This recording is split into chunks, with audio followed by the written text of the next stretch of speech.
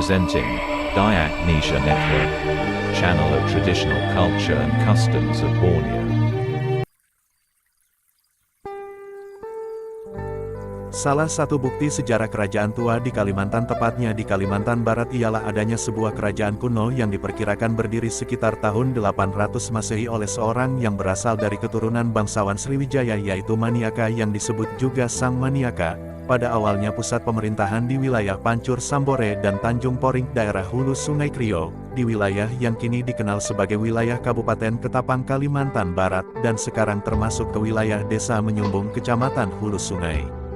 Berdasarkan literasi yang tercatat dalam sejarah kerajaan Indonesia, Jawa kuno dalam catatan yang ditulis oleh Empu Prapanca dalam Kitab Negara Kertagama, pada masa kerajaan Majapahit, Sang Maniaka memiliki seorang putra bernama Siak Bahulun yang kemudian mendirikan kerajaan di wilayah yang dikenal dengan sebutan Labai Lawai atau disebut juga Laman 9 Domong 10. Wilayah ini pada masa kerajaan dahulu hingga sampai ke sebagian wilayah Meliau Tayan Hilir dan Toba yang sekarang masuk dalam wilayah Kabupaten Sanggau hingga ke Kecamatan Simpang Hulu, Hulu Sungai, dan Sandai di Kabupaten Ketapang. Dalam sejarah kerajaan kuno Kalimantan Barat, yaitu Bakulapura yang kemudian disebut juga Kerajaan Tanjung Pura, termasuk wilayah yang menjadi target penyatuan wilayah kekuasaan Majapahit dalam Sumpah Palapa. Kerajaan Tanjung Pura sebagai cikal bakal berdirinya kerajaan kecil lainnya di wilayah Ketapang, Kalimantan Barat yang terbentuk setelah kekuasaan Kerajaan Majapahit yang menguasai wilayah Kerajaan Tanjung Pura ini runtuh.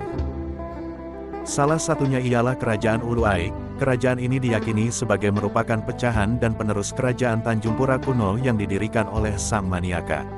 Hal ini dapat dilihat melalui silsilah Kerajaan Matan, Tanjung Pura yang menyebutkan bahwa Siak Bahulun kemudian menjadi penguasa di Kerajaan Tanjung Pura setelah kekuasaan Sang Maniaka dan Hyang Ta berakhir. Kala itu, saat Siak Bahulun berkuasa, Kerajaan Tanjung Pura dikenal dengan sebutan Bakulapura. Pada masa kekuasaan Siak Bahulun inilah terjadi penyerangan dan penaklukan oleh Kerajaan Singasari yang dipimpin oleh Rangga Sentap. Kerajaan Tanjung Pura berhasil ditaklukkan Kerajaan Singasari dalam peperangan, dan Siak Bahulun melarikan diri ke hulu Sungai Krio. Di hulu Sungai Krio, Siak Bahulun dan orang-orangnya membuka wilayah baru dan membangun wilayah kedaulatannya sendiri.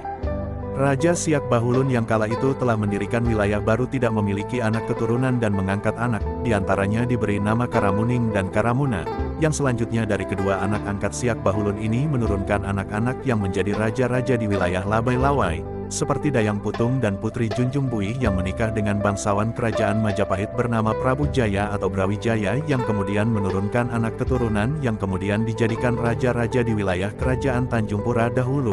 Kemudian, termasuk juga keturunan mereka yang menjadi raja Kerajaan Sukadana, yaitu raja yang bernama Singa Baparung, Raja Likar di Kerajaan Meliau, dan Raja Mancar di Kerajaan Tayan. Pasca runtuhnya kejayaan Kerajaan Majapahit yang menguasai Tanjung Pura pada abad ke-17, pengaruh Islam mulai masuk di kawasan pesisir Kalimantan dan terutama Ketapang, Kalimantan Barat yang memiliki wilayah pesisir yang luas. Kekuatan Kesultanan Islam yang datang membuat bangsawan kerajaan terpecah. Sebagian memutuskan berpindah ke pedalaman hingga ke muara Sungai Pawan yang dipimpin oleh seorang bangsawan bernama Giri Kusuma, sementara sebagian memilih bertahan di hulu Sungai Krio yang dipimpin oleh bangsawan bernama Ukir. Di muara Sungai Pawan, Giri Kusuma mendirikan wilayah yang kemudian menjadi sebuah kerajaan baru dengan nama Kerajaan Matan Tanjung Pura, sementara Ukir yang menetap di hulu Sungai Krio mengelola sisa istana di wilayah itu dengan membangun kembali wilayah dan kerajaan, dan ia kemudian menjadi raja yang memimpin di wilayah peninggalan itu dengan gelar Pati Empu Guremeng. Pasca kekuasaan Pati Empu Guremeng, kerajaan tersebut kemudian disebut dengan Kerajaan Ulu Aik yang kemudian dipimpin oleh Pati Bihuk Tiung Sepge, Raja Ulu Aik yang pertama secara resmi menggunakan nama Kerajaan Ulu Aik. Dilanjutkan dengan Pati Bansa Pati sebagai raja kedua, Pati Ira Bansa sebagai raja ketiga, kemudian dilanjutkan oleh Pati Jambu sebagai raja keempat, dan raja kelima Kerajaan Ulu Aik kemudian ialah Pati Bebek. Raja Ulu Aik keenam hingga sekarang ialah Pati Singa Bansa, dan pusat kerajaan, istana terletak di wilayah Sengkuang, Desa Banua Krio, Kecamatan Hulu Sungai, Kabupaten Ketapang. Salah satu peninggalan kerajaan yang masih tersimpan di Istana Kerajaan Ulu Aik ialah benda-benda pusaka peninggalan kerajaan terdahulu, diantaranya keris Bosi Koling, yang merupakan sebilah keris dari besi kuning dengan panjang 20 cm. Keris ini merupakan keris Pati Gajah Mada dari Kerajaan Majapahit yang menitipkan pada Kerajaan Ulu Aik, dan masih banyak lagi benda-benda peninggalan kerajaan yang hanya akan dikeluarkan oleh raja-raja dan keluarganya pada saat upacara adat Meruba yang diadakan setiap tanggal 25 Juni setiap tahunnya.